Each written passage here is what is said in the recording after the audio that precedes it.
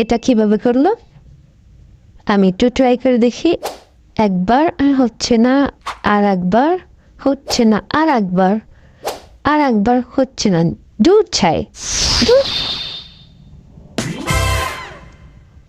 রাজুর বাচ্চা, এবার বুঝে মজা? আমার ভাইয়ের জীবন আর পানি ফেলবা? চুপ থাকে কোথায়? হ্যাঁ, এবার ভালো করে বুঝো মজা। একেবারে শেষ করে দেবো। হ্যাঁ, আমার সাথে চালাকি?